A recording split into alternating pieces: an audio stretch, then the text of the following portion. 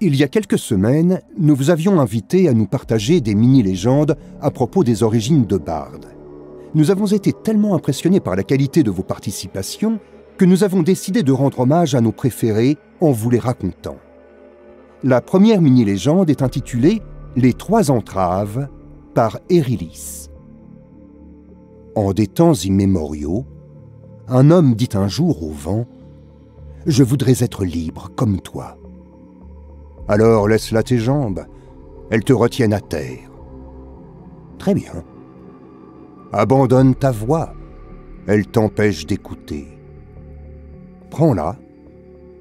Renonce à ton visage, il dissimule ton âme. Le voici. Alors qu'il se découvrait, l'homme murmura « Je peux sentir l'équilibre, entendre le chant du monde et celui des âmes perdues. Tu seras leur gardien, Bard, l'âme vagabonde. » La deuxième a été écrite par Citizus, qui l'a nommée « Sciences occultes de Runeterra », chapitre 5. Il est fréquent que des esprits se manifestent sur les plans physiques de l'existence. Êtres éthérés issus du néant, leur existence en cet univers n'est souvent qu'éphémère. Mais certains d'entre eux parviennent à s'ancrer plus profondément dans notre réalité. Ces esprits supérieurs semblent être investis d'une mission que seuls peuvent comprendre, comme s'ils avaient des réponses à des questions que nous ne pouvons imaginer. Bard incarne parfaitement ce phénomène, et j'espère pouvoir un jour l'observer de mes propres yeux. Notre troisième mini-légende coup de cœur est « Écho du Bard » par Notsons. Le monde fut créé par la musique. Elle résonnait en chaque chose, mais n'avait malgré tout pas de visage. Sauf pour un. Cet être né des temps immémoriaux entendit la musique des pierres, des nuages et du monde.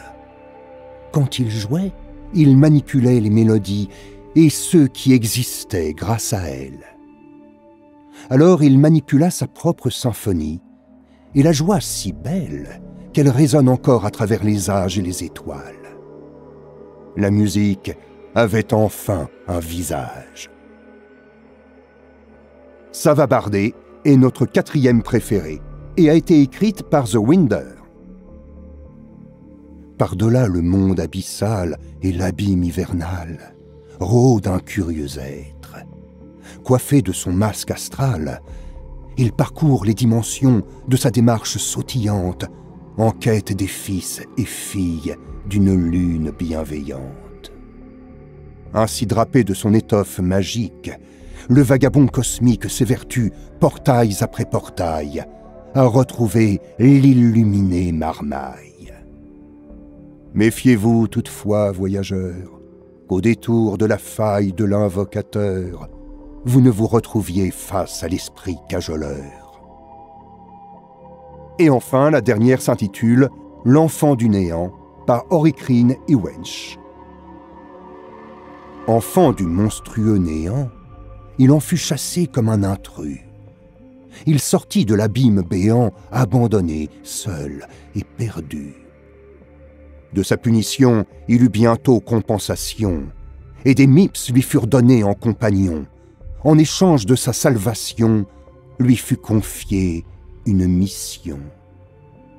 Vagabond des réalités, du mystique équilibre chargé, c'est maintenant lui qui compense les injustices, les défaillances. Impartial et éthéré, il passe, juge, corrige et s'efface. Encore une fois, nous souhaitons remercier et féliciter tous les participants. Si vous souhaitez lire plus de mini-légendes à propos de Bard, suivez la route magique qui vous mènera sur le forum.